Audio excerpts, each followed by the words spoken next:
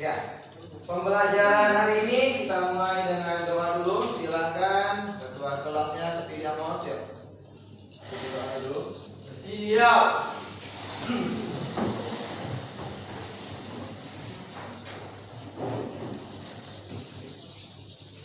Sebelum kita memulai pelajaran, mari kita berdoa menurut agama dan kepercayaan masing-masing. Berdoa dimulai.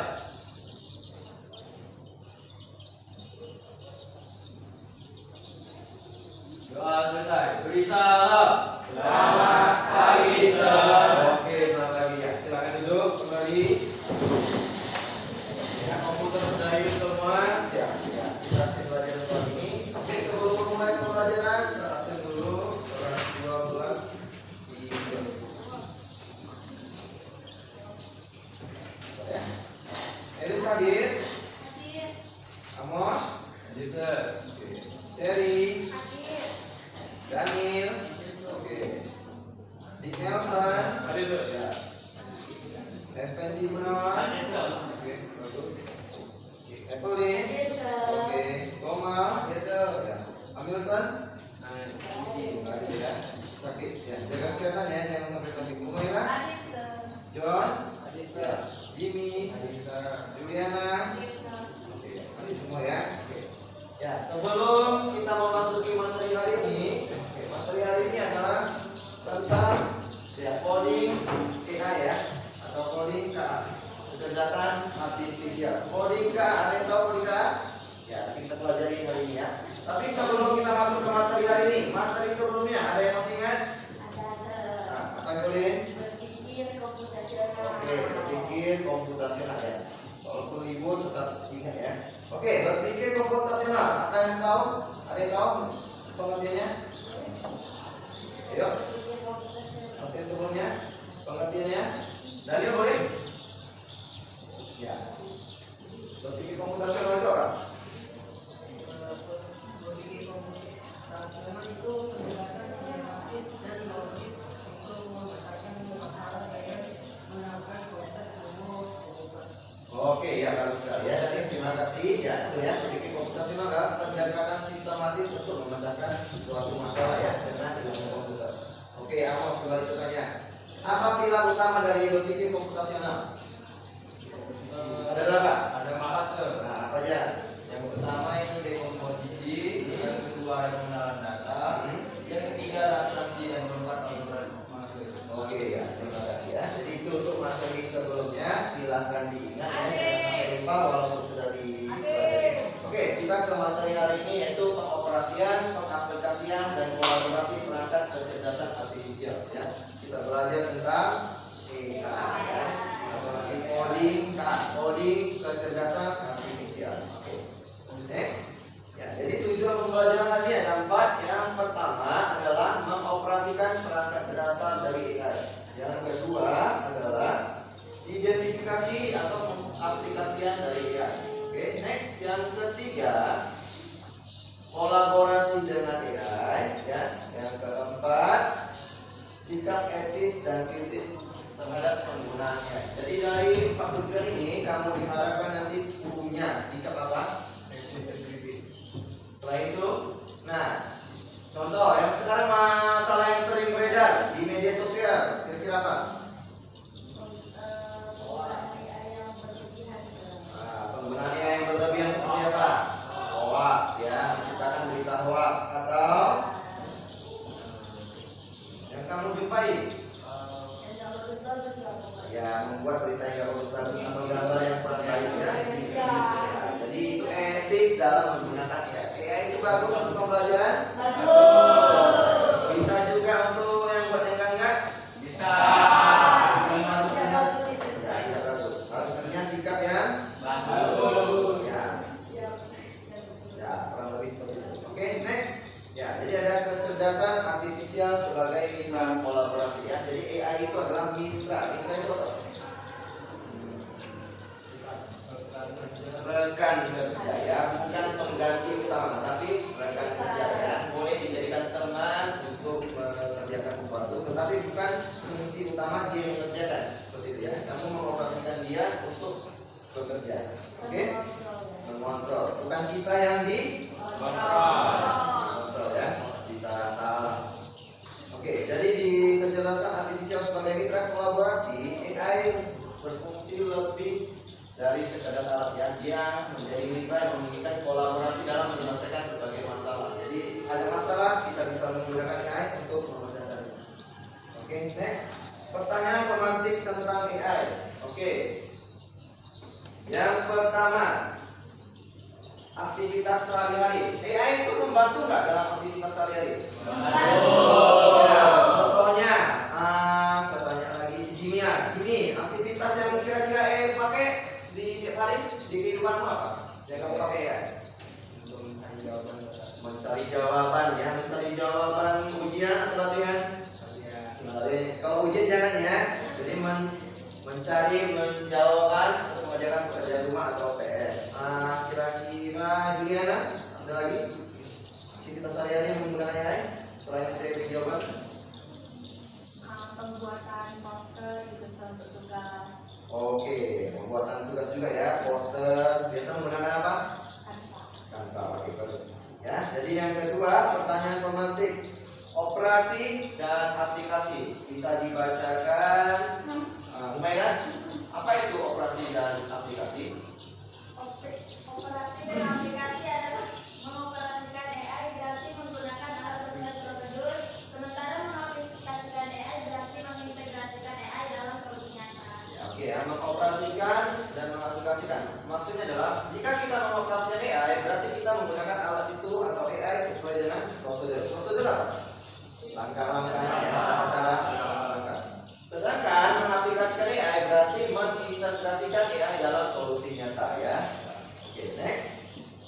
Ya, kolaborasi manusia dan AI. Jadi kolaborasi antara manusia dan AI dapat meningkatkan efisiensi dan inovasi dalam berbagai bidang termasuk pendidikan. AI sudah ada di bidang apa aja? Yang kalian tahu? Kesehatan. Kesehatan ada, apa lagi? Keuangan, transportasi. Bagus ya. Sudah banyak belajar ya. Berarti kelas ini mantap, sudah jago-jago dalam AI-nya ya.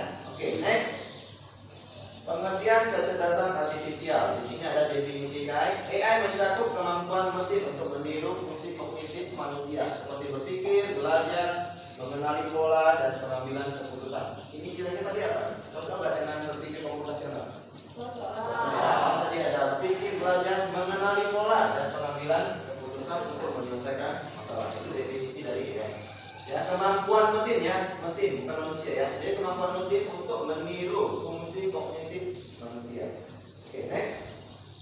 Cara kerjanya, AI berfungsi memproses data menggunakan algoritma dan komputasi untuk menghasilkan jawaban atau keputusan yang relevan. Dia menggunakan namanya algoritma.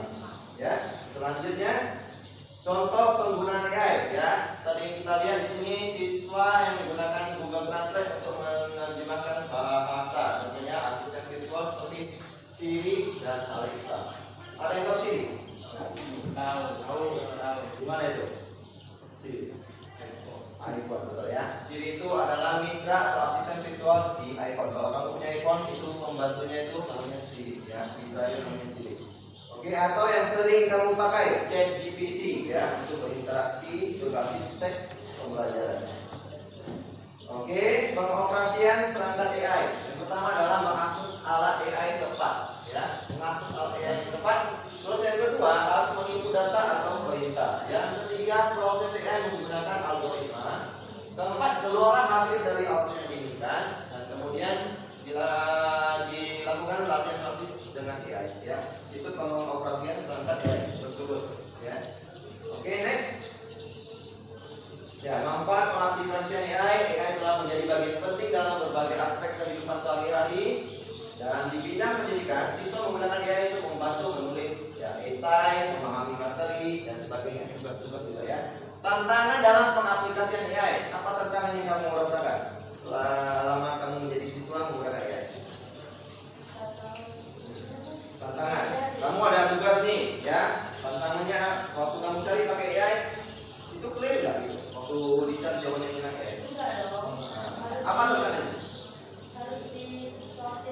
Ya, jadi AI itu selalu memberikan jawaban, tetapi jawabannya itu kadang benar. Ya, kalau di situ itu namanya halu atau halusinasi. Jadi AI itu namanya mesin, ya dia bukan manusia. Waktu dia memberikan jawaban, dia tetap bisa halusinasi atau halu ya.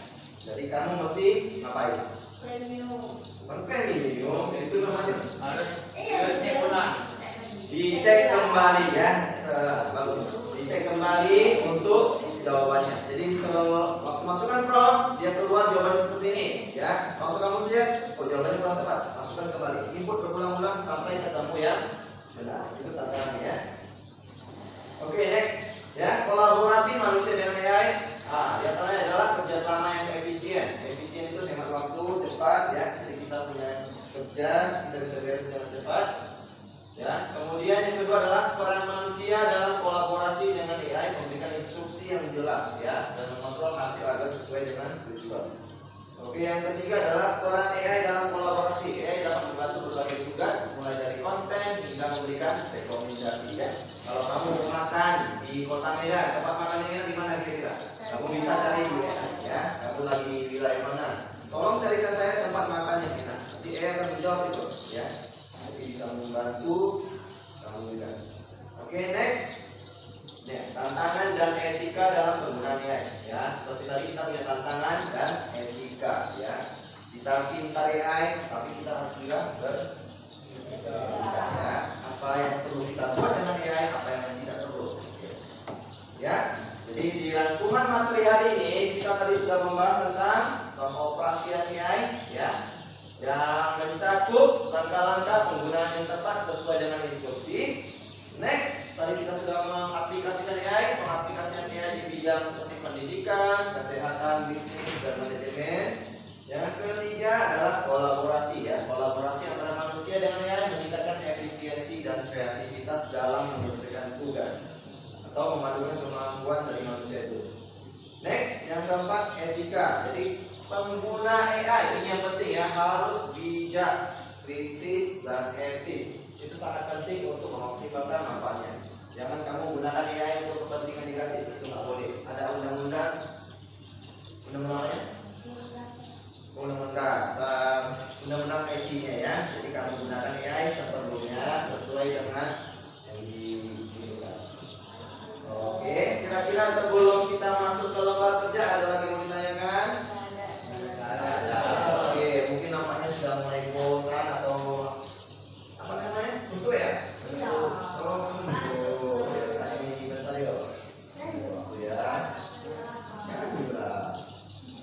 Ya, tapi fresh sebentar ya.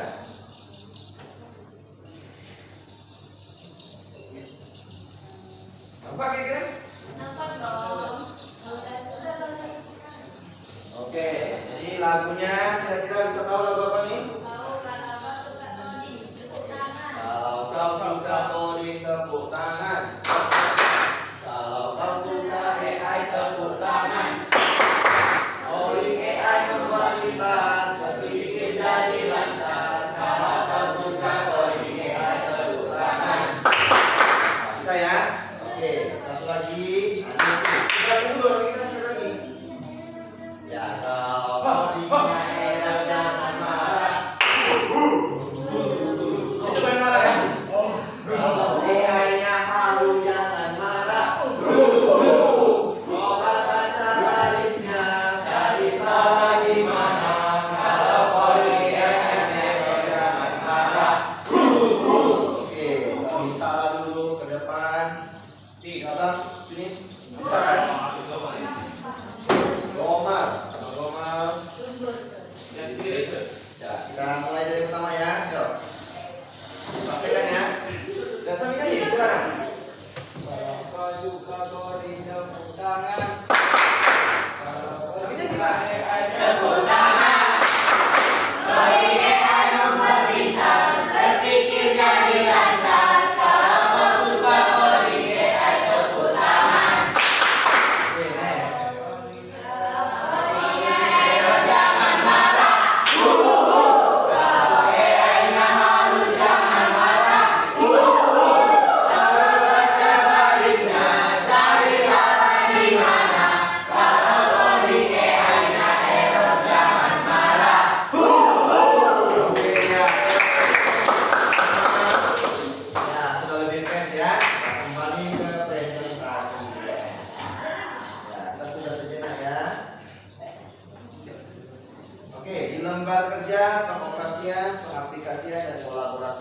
tadi ya. Nah, ini saya bagi dulu. Evelyn, dan bagi dulu. Ya, di situ nanti dibagi Evelyn ada LKPD ya, pengoperasian, pengaplikasian, kolaborasi ya, lembaga kerja ya. Oke, jadi langkah kerjanya seperti yang saya sebutkan, ya kita membuat sebuah, ya kamu di bidang pendidikan, kesehatan, transportasi dan semuanya ada ya. Kamu di sini diinstruksikan membuat sebuah poster atau presentasi sederhana atau chatbot yang berkaitan tentang AI di bidang tertentu. Contohnya, cari minimal 2 contoh AI. Contoh kamu mau pakai di bidang pendidikan, ya apa yang mau kamu pakai? 2 contoh. Nah, 2 contoh AI tadi kamu buat pengertian, terus fungsi dan manfaat, terus kelemahan dan kelebihannya. Ya, dipahami kira-kira? Ya, ini kamu bebas, kamu mau pakai AI yang mana untuk mencari jawaban, mau buat posternya boleh, pakai Canva dan sebagainya, atau membuat chatbot atau presentasi juga boleh. Ya, silakan seberi waktu kurang lebih 15 menit ya. Oke, ya silakan dibuat. Ya ini tadi, ini dibuat aja. Ya.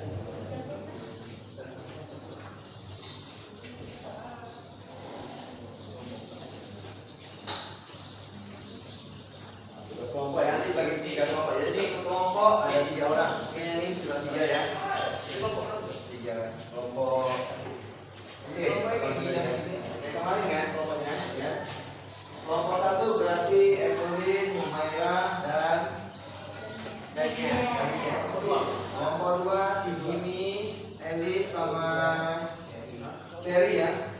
Oke, kelompok 2. Kelompok 3 Bomal, Amos sama kelompok 3 Bomal, Amos dan di Nelson ya. Kelompok 4 John Louis, Effendi dan Juliana. Oke. Yang sudah siap boleh kirim ke WhatsApp so, jadi untuk ditampilkan nanti. Sudah dikirim? Oh, lagi proses ya.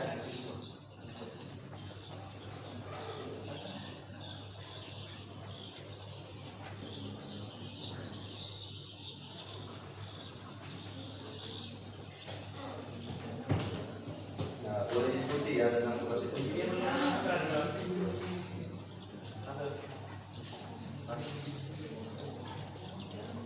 Nah, boleh pakai AI ya untuk tugas. Boleh, boleh.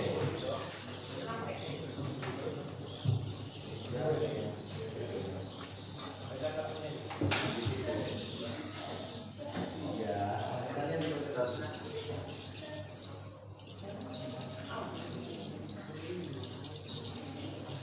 Salah typo apa?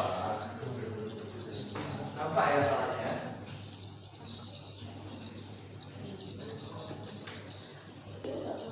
Berkelompok 3 kelompok. Ada? Mau orang kelompok 1? Ya, oke. Kita berikan keterangan semua ya. Saya buka dulu presentasinya. Diikut ya.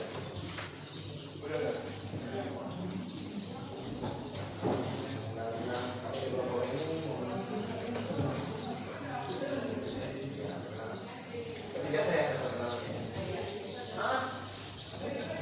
Yang mana ini ya?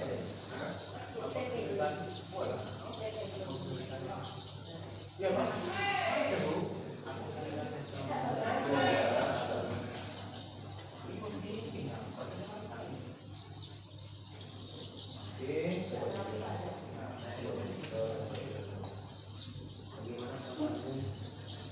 Ya, ini temannya mau presentasi silakan dulu ya.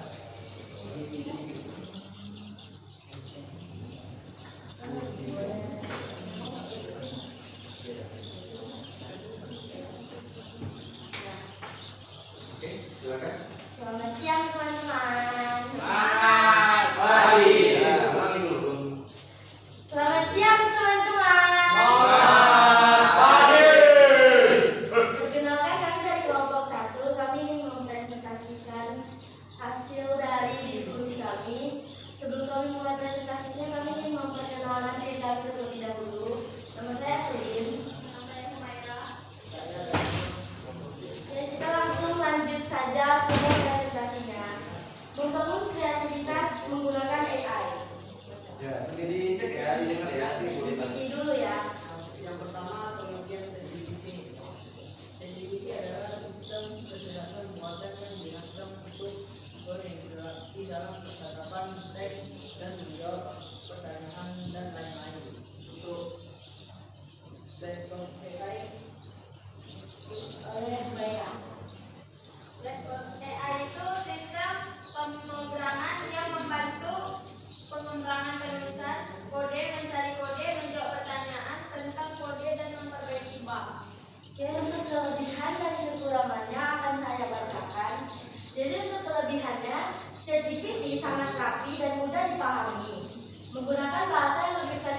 dan mudah dan komunikatif.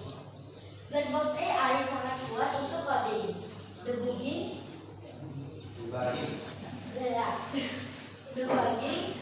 dan bisa membaca melengkapi kode dengan cepat.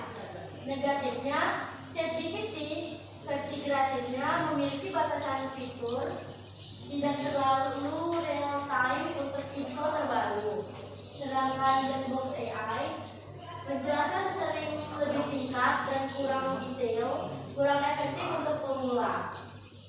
ChatGPT biasanya digunakan oleh anak sekolah, sedangkan Blackbox AI lebih sering digunakan oleh anak kuliahan atau anak pemrograman.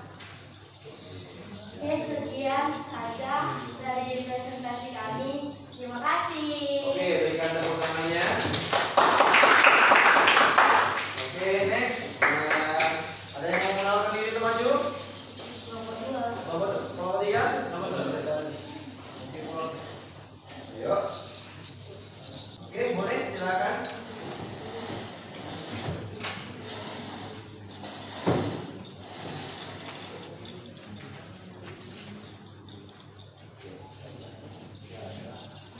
Ini pembahasan dari kelompok 4 ya.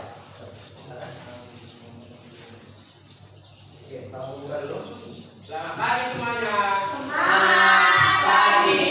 Jadi kami dari kelompok 4 akan membahas tentang AI dalam bidang transportasi. Sebelumnya perkenalkan saya Aisyah Gunawan. Saya Juliana. Saya Luis. Dalam presentasi kali ini kita akan membahas dalam bidang transportasi, yaitu ada 2 AI, yang pertama Diksi dan yang kedua AI Canva. Yaitu yang pertama Diksi dalam bidang transportasi. Kelebihannya akan dibaca Juliana. Diksi dalam bidang transportasi itu ada kelebihan, yaitu mampu menganalisis data transportasi dengan cepat. Yang kedua, membantu perencanaan transportasi, yaitu tentang rute keselamatan. Ada kekurangannya juga, yaitu tidak bisa memantau lalu lintas secara langsung dan tidak dapat terhubung dengan kendaraan atau GPS.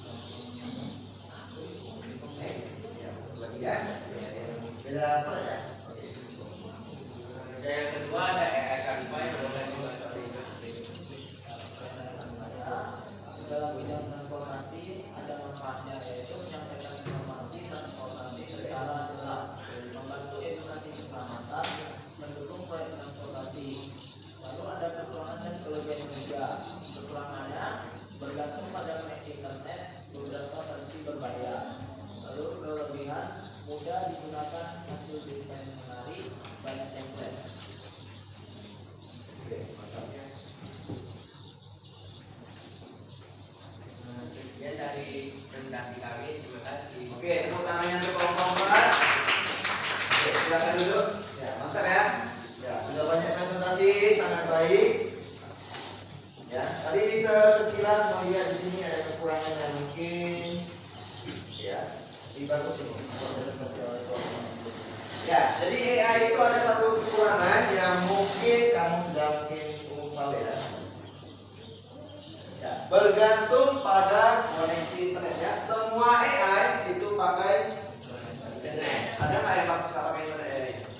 Nggak ada. Semua bergantung kepada koneksi internet. Jadi kalau kamu tidak punya internet, maka AI tadi tidak bisa jalan. Ya. Jadi di zaman modern ini kenapa AI banyak bertebaran? Karena banyak internet, koneksi internet. Ya. Jadi salah satu kekurangannya itu bergantung kepada koneksi internet. Kalau kamu masuk ke kampung-kampung yang tidak ada sinyalnya, itu agak susah menggunakan AI, ya, atau ke hutan misalnya, kamu bisa susah. Ya. Jadi sudah banyak presentasi dari teman-teman tadi, itu sudah bagus-bagus ya untuk desain, gambar, luar biasa. Jadi nanti akan dimasukkan ke nilai praktek. Oke, kita lanjut lagi. Tadi setelah kamu mengerjakan LKPD, nah sekarang kita refleksi sebentar ya. Oke, tadi ada juga dibagikan di kertas LKPD-nya. Apa kesulitan yang kamu hadapi saat menggunakan AI? Bagaimana perasaanmu berkolaborasi dengan AI? Dan yang ketiga, bagaimana kamu akan menggunakan AI secara bijak di masa depan? Ada yang memberikan tanggapan? Juliana boleh? Ya, boleh Pak. Ya, tadi ada refleksi ya. Tadi dari 3 pertanyaan. Menurut Juliana sendiri ya. Oke, boleh diperhatikan Juliana. Saya akan menjawab rekomendasi individu ini. Yang pertama, apa kesulitan yang kamu hadapi saat menggunakan AI? Yaitu menentukan perintah yang tepat agar jawaban AI-nya sesuai dengan kita mau. Oke. Yang kedua, bagaimana perasaan berkolaborasi dengan AI?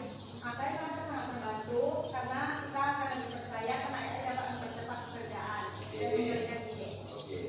Yang ketiga, bagaimana kamu akan menggunakan AI secara bijak di masa depan? Kami akan menggunakan AI sebagai alat bantu belajar dan bekerja, bukan untuk mengiring sepenuhnya ataupun hal yang negatif lainnya. Oke, ya. Mantap ya jawaban Juliana. Sudah menjawab beberapa pertanyaan. Jadi tadi ada Juliana bilang, apa kesulitan yang kamu hadapi saat menggunakan AI? Menentukan prompt atau apa tadi? Perintah. Bagaimana supaya AI itu bisa berjalan? Nah, untuk yang ini minggu depan pembelajaran kita minggu depan adalah menggunakan prompt. Jadi kita akan menulis prompt. Bagaimana menulis prompt yang baik supaya bisa menghasilkan jawaban atau hasil yang bagus. Oke, ya itu untuk pembelajaran tadi di minggu depan. Terus perasaan berkolaborasi dengan AI sangat terbantu tadi ya, terutama dalam bidang tugas. Kecuali ujian, kalau bisa jangan pakai AI. Jawab sendiri ya.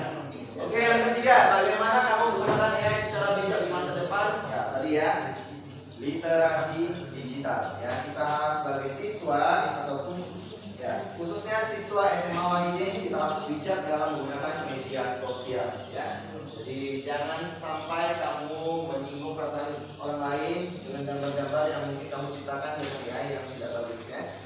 Oke, jadi pembelajaran hari ini sekian untuk pengoperasian, pengaplikasian dan kolaborasi perangkat KA. Untuk pembelajaran minggu depan tadi sudah dijawab oleh Juliana. Kita akan belajar bagaimana menggunakan prompt, ya, menggunakan perintah supaya perintah tadi bisa dibaca oleh AI dan menghasilkan produk yang kita mau. Oke, ya sebelum kita akhiri pembelajaran boleh disimpan semua bukunya. Ya. Ya, terima kasih hari ini sudah presentasi, terima kasih sudah menjawab pertanyaan. Oke, silakan ketua kelas pimpin untuk siap. Sebelum kita mengakhiri pelajaran kita, mari kita berdoa menurut kepercayaan kita masing-masing. Berdoa dimulai.